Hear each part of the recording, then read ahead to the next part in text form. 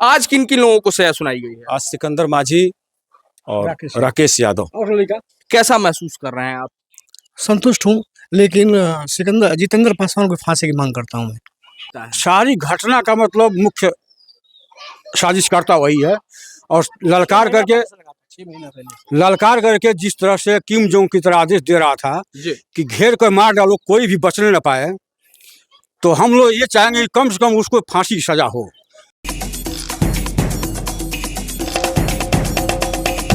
न्यायालय का सूत्र वाक्य है सत्यमेव जयते नानृतम। आज मैं बिहार के गोपालगंज जिले के भोरे विधानसभा क्षेत्र अंतर्गत ये विजयपुर थाना क्षेत्र है और कुरिया गांव में मौजूद हूं। ये उन्हीं अटल पांडे का दरवाजा है जिनकी 2 दिसंबर 2021 को चाकुओं से गोदकर निर्मम तरीके से हत्या कर दी गई थी। अटल पांडे की जमीन पर कुछ हथियारबंद लोग कब्जा कर रहे थे और इस कब्जे की सूचना मिलने पर जैसे ही वो वहां पर पहुंचे, 16 वर्षीय युवक पर 19 लोग टूट पड़े। 4 लोगों ने युवक को बंधक बना लिया और ताबड़तोड़ चाकुओं से गोदकर उस युवक की हत्या कर दी गई। बचाने के लिए परिवार के अन्य सदस्य भी जब वहां पर पहुंचे तो उनके ऊपर भी चाकुओं के तमाम हमले किए गए और ये घटनाक्रम पूरे गोपालगंज का ही नहीं, पूरे बिहार का सबसे चर्चित मामला था, क्योंकि इसमें भारतीय कम्युनिस्ट पार्टी, मार्क्सवादी लेनिनवादी यानी भाकपा माले के विधायक के प्रत्याशी रहे और वर्तमान में भी भाकपा माले से जुड़े जितेंद्र पासवान मुख्य अभियुक्त या मुख्य आरोपी थे। पूरा घटनाक्रम आज इसलिए दोहराया जा रहा है क्योंकि आज अटल पांडे के मामले में 2 अभियुक्तों को माननीय न्यायालय ने सजा सुनाई है। हमारे साथ अटल के परिजन मौजूद हैं और हम सबसे पहले जानना चाहेंगे हृदया पांडे जी से।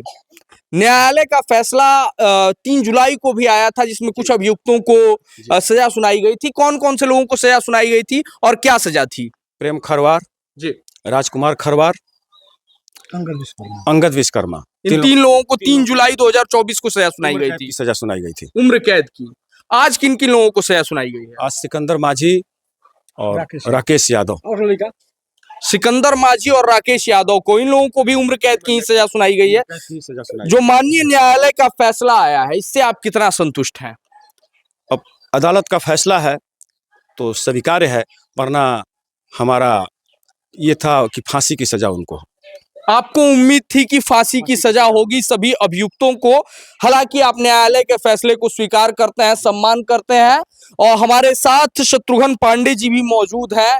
ये अटल के पिताजी हैं। 16 वर्षीय युवक की जब हत्या की गई थी, इनके इकलौते पुत्र थे। आज अगर अटल जीवित होते तो करीब करीब 19-20 वर्ष की उनकी आयु होती। न्यायालय का जो फैसला आया है निश्चित तौर पर यह भावुक कर देने वाला क्षण है। कैसा महसूस कर रहे हैं आप? संतुष्ट हूँ, लेकिन जितेंद्र पासवान को फांसी की मांग करता हूँ मैं। मुख्य आरोपी जो जितेंद्र पासवान के लिए फांसी की मांग करने के पीछे कोई खास वजह? अगर वो नहीं होता तो ये घटना नहीं होता। जितेंद्र पासवान नहीं होते तो ये घटना नहीं होती, ऐसा आपको लगता है? घटना में भूमिका क्या थी जितेंद्र पासवान की? जितेंद्र पासवान की मुख्य भूमिका थी। अगर होता, वो नहीं होता तो इतना बड़ा घटना ही नहीं होता जी। अटल के पिता का ये मानना है कि अगर जितेंद्र पासवान नहीं होते तो ये घटना ही नहीं होती, अटल की मृत्यु आज नहीं होती। और निश्चित तौर पर एक मेधावी छात्र, अटल पढ़ने लिखने में कैसे थे हमें आपसे जानना चाहेंगे। टॉपर था, टॉपर स्टूडेंट थे। समाज को वो अच्छा कुछ करके देना चाहते थे। बनना क्या चाहते थे अटल? आपने सपना क्या देखा था? आईपीएस बनना चाहते थे। और निश्चित तौर पर कोई भी पिता अपने बच्चों के लिए बेहतरीन सपने सजोता है उनके भविष्य के लिए, लेकिन समाज का वो अमानवीय चेहरा 2 दिसंबर 2021 को पूरे बिहार के लोगों के सामने, या कहें कि पूरे देश के लोगों के सामने आया था, जब एक 16 वर्षीय युवक को आत्मरक्षा का भी मौका नहीं दिया गया। उसके शरीर को 4 लोगों ने बुरी तरीके से पकड़ा था। जिन 4 लोगों ने पकड़ा था उनमें से किसी को सजा हुई है? नहीं, अब तक सब फरार है। अभी तक अभी फरार है। 4 में से 1 को सजा हुई है। किसको हुई है? सिकंदर माझी को हुआ है।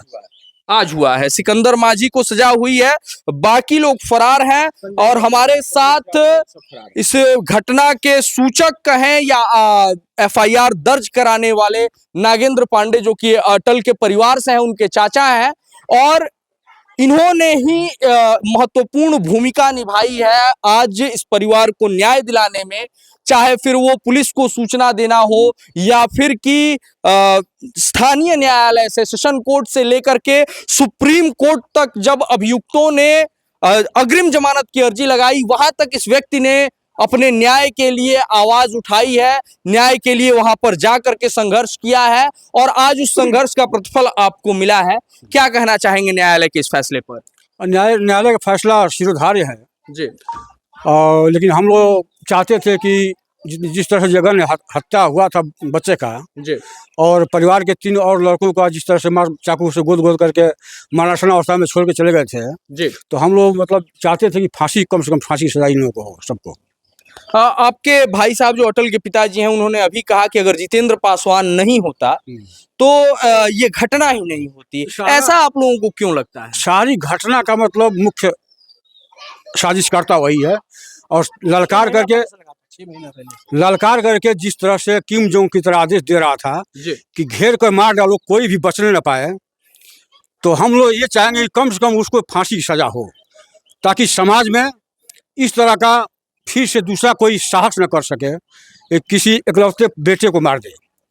किसी के बच्चे की जान लेने की कोई घटना ना हो सके, न्यायालय एक ऐसी नजीर कायम करे, ऐसा कहना है नागेंद्र पांडे जी का। आपने एक बड़ी लंबी लड़ाई लड़ी है, समाज के तमाम लोग आपके परिवार के प्रति संवेदना व्यक्त करने के लिए आए थे, आपसे कहने आए थे कि आपके न्याय के इस संघर्ष में हम आपके साथ हैं। कौन कौन से लोगों का सहयोग आपको मिला अब तक की लड़ाई में? अब तक लड़ाई समाज का सहयोग मिला है। समाज के सारे लोग चाहते हैं कम से कम जितेंद्र पासवान को तो फांसी हो ही जाए जी। अगर वो नहीं रहता तो उस अबोध बालक का, जिसको कुछ भी जानकारी नहीं थी क्या मेरे साथ होने जा रहा है, उसकी हत्या नहीं हुई। 19 लोगों ने हमला किया था, 19 नामजद अभियुक्त। परिवार को उन लोगों की योजना थी खत्म कर दिया जाए जी। जो भी वहां घटना सिर्फ यही कह रहा था कि कोई बचने न पाए, जितेंद्र पासवान सबकी हत्या कर दो, सबको मार डालो। चलिए, आगे हमारे चैनल के माध्यम से जो भी लोग आपको देख रहे हैं, निश्चित तौर पर बड़ी संख्या में समाज के सक्षम अधिकारी भी उसमें शामिल हैं, उनसे आप क्या कहना चाहेंगे? हम यही चाहेंगे कि कम से कम उसको फांसी की सजा हो, जितेंद्र पासवान को कम से कम फांसी की सजा हो। चलिए, हमसे जुड़ने के लिए बहुत बहुत धन्यवाद। ऐसी घटनाओं की जी। पुनरावृत्ति ना हो सके जी, ताकि ऐसी घटनाएं फिर कोई करने का साहस न कर सके। चलिए, ऐसी घटनाओं को फिर कोई करने की साहस न कर सके, ये हमारे साथ उस व्यक्ति के, उस बच्चे के परिजन थे जिसकी हत्या 2 दिसंबर 2021 को उसी की जमीन पर जमीनी विवाद का रंग देकर के कर दी गई। इस पूरे घटनाक्रम का मामला कहा जाए कि केवल गोपालगंज में नहीं, पूरे बिहार में गूंजा था, और बिहार से बाहर भी तमाम समाज के जो प्रतिनिधित्व करता है वो इस दरवाजे पर आए थे, पीड़ित परिवार के साथ कदम से कदम मिला करके न्याय की इस लड़ाई में लड़ने का उन्होंने हौसला दिया। और आज उस हौसले का परिणाम है कि अटल की हत्या में शामिल 19 में से 5 अभियुक्तों को माननीय न्यायालय ने उम्र कैद यानी आजीवन कारावास की सजा सुनाई है। इसके साथ साथ करीब 1 लाख रुपए का अर्थदंड भी लगाया है। 1.5 लाख रुपया 1.5 लाख रुपया अर्थदंड लगा है। 1.5 लाख रुपए का अर्थदंड लगाया है, जो कि अटल के परिजनों को मुआवजे के तौर पर दिए जाएंगे। हालांकि कोई भी मुआवजा अटल की स्थान को, अटल की जगह नहीं ले सकता है इस परिवार में, लेकिन फिर भी इस सजा के आने से, माननीय न्यायालय के इस फैसले से समाज में इतना संदेश तो जरूर जाएगा कि हत्या किन्हीं भी परिस्थितियों में एक जघन्य अपराध है, और कोई भी व्यक्ति जो हत्या जैसी घटना को अंजाम देता है, या समाज उसके प्रति किसी भी प्रकार की सहानुभूति नहीं रखेगा। आगे हम उम्मीद करते हैं कि अटल को न्याय दिलाने की ये लड़ाई जल्द ही रंग लाएगी। बाकी अभियुक्तों के ऊपर भी माननीय न्यायालय का फैसला जरूर आएगा, और जब फैसला आएगा तो हम अपने दर्शकों के लिए लेकर के आएंगे। जी, इसमें 8 अभियुक्त अभी फरार हैं जिनकी गिरफ्तारी नहीं हुई है। 8 अभियुक्त अभी फरार हैं। हम आपके चैनल के माध्यम से ये कहना चाहेंगे कि पुलिस के कानों तक ये आवाज पहुंचे मेरी, उनकी गिरफ्तारी पर दबाव बनाए, उनको गिरफ्तार करे कहीं से भी खोज कर।